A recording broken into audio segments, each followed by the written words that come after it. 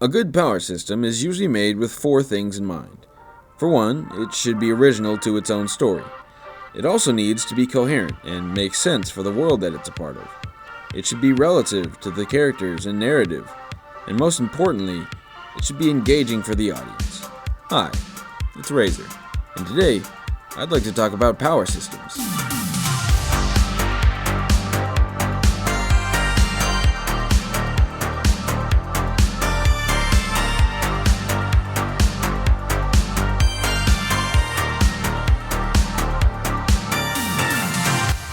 A power system is defined as a system in a fictional universe that explains the extraordinary powers and abilities of the characters. Now, I don't want to get too deep into the history of power systems today. My main focus in this video is really to discuss what makes a good power system and what makes a bad one. Mind you, I'm not going to be talking a lot about comics or novels. Most of my examples come from anime and manga, so if you're not a filthy degenerate weeb like me, you might not care about today's video, but I do encourage you to stay nonetheless. Anyway, like I said earlier, when it comes to making a good power system, there are four things an author must keep in mind: originality, coherency, relativity, and engagivity, which isn't a word, so just engagement. You get what I mean. These four things can make or break a power system, but let's get into how, starting with originality. Although it's a simple concept, being entirely original when it comes to writing a power system is more difficult than it seems, because almost everything original has already been done. In fact, you can separate all power systems into just four categories. Technically, you could put them into two, but for the sake of the video, I'm breaking them into four. The first type of powers I'd like to mention are life force/energy-based systems. In these systems, there's an energy or life force in all living beings, and the characters are able to tap into that force to gain strength or cool powers. Good examples of this type can be found in Dragon Ball, Yu Yu Hakusho, Hunter x Hunter, Naruto, Bleach, Black Clover, and Jujutsu Kaisen, just to name a few. This, in my opinion, is the most common power system seen in anime and manga, and even has examples in the West, such as the Force from Star Wars.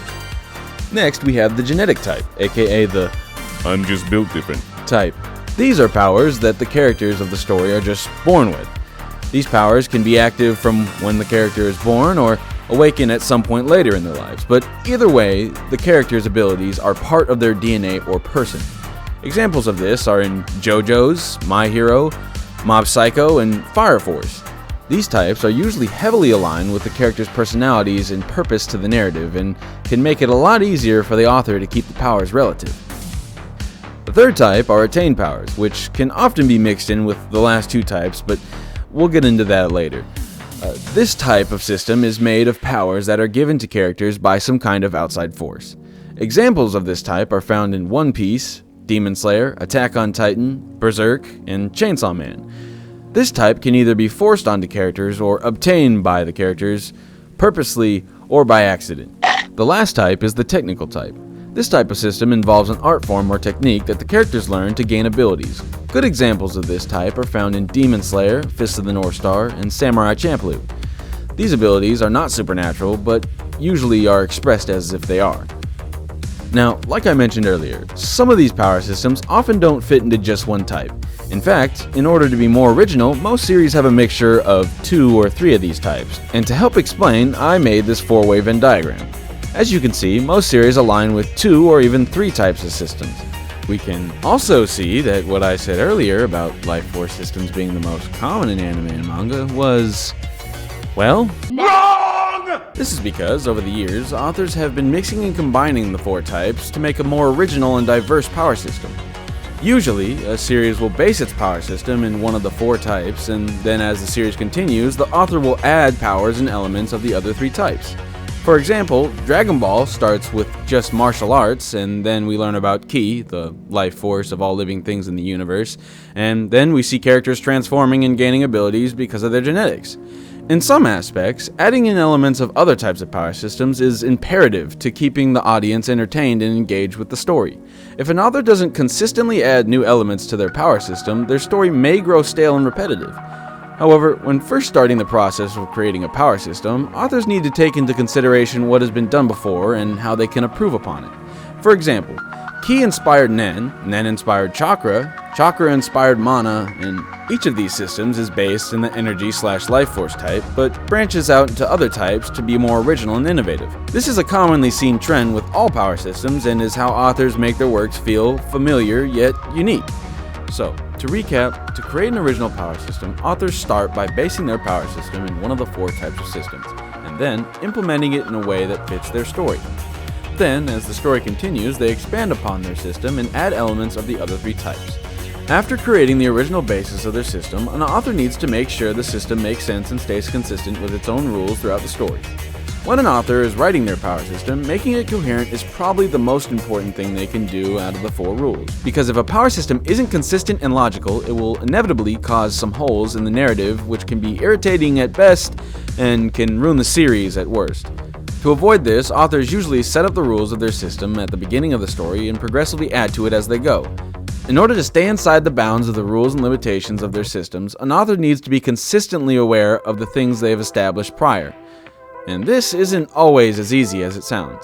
There are many examples, not just in anime and manga, of authors contradicting the rules of their own power systems and creating inconsistent or flawed narratives. Spoilers for Naruto and Dragon Ball Super, by the way. For example, in Naruto, when Sasuke was out of chakra after fighting Deidara and was somehow able to summon Manda to escape from the C-Zero detonation, even though we got told earlier in the series that it takes a ton of chakra to perform a summon, not to mention the fact that Sasuke wouldn't have had enough time to summon Manda and then get inside of his mouth before the bomb was set off. But even worse is in the Dragon Ball Super anime, when Super Saiyan 2 Future Trunks uses a sword made out of the ki of like the 50 people left on Earth to cut Zamasu in half. Meanwhile, in Z, it took the ki of like all 7 billion people on the Earth that were still alive to take down Boo. Even though he's a way weaker villain. Worst of all is Fairy Tail. I'm not even gonna give an example. If you the whole show, just the whole thing, alright? Anyway, in order to avoid inconsistencies, an author needs to be able to plan their series before they even start writing. In my opinion, the first thing an author should do when starting a new section of their story is think about what they want to happen at the end of the section. That way, they have a clear goal in mind and can form their ideas to match that said goal in a way that fits the narrative they have crafted. This is a great way to prevent putting your characters in a situation that has no way out using the power system that you've created. Authors also need to make sure their power systems make sense for the world that they're creating. For example, a power system like Quirks from My Hero wouldn't fit well in a series like Naruto, and vice versa for Naruto's system of chakra. An author should make sure their power system is coherent with the themes of their world and narrative, but they should also make sure that it stays relative to the character's personality and story. This is the rule that I would say gets overlooked the most by both the audience and authors, but is a massively important part of what makes a truly good power system. Having your character's power and personality align with each other throughout your story is something that will make your story feel fuller and more realized. It can make the story flow better and make the character's development feel more organic. Series like JoJo's and Hunter x Hunter are prime examples of an author making their characters and the powers they have feel perfect for each other. In JoJo's, one of the best examples of this being Giorno from Part 5, with his story being about him deciding his own fate and his stand having the ability to literally change it, is perfect. The same can be said about Gon and how his simple and childish powers align perfectly with his simple-minded character, and later in the series, when his personality grows much darker, his powers change to suit that insanely well. Having your character's powers follow along and stay relative with their story is one of the best things an author can do to make their characters feel tailor-made for their characters. This can also keep the audience glued to the story and feel more engaged than they would with a power system that has no deeper meaning with the characters and events of the story. And keeping your audience engaged with your power system is our fourth and final rule for making a good power system. Keeping your audience engaged is probably the easiest rule to understand because this rule just bottles up to make it look cool. Nobody wants to see a boring run-of-the-mill power system that leads to boring run-of-the-mill fight scenes, but I don't mean to just make the visual aspect of your powers look cool, but take into consideration the other three rules as well. Make sure your power systems have an original design and application, make sure the powers make sense with the established system, and make sure they make sense for the world and characters. Can you imagine if a series like Naruto was just all hand-to-hand combat? I don't mean cool taijutsu stuff, I mean just normal people hitting each other with fists and kunai. It would suck.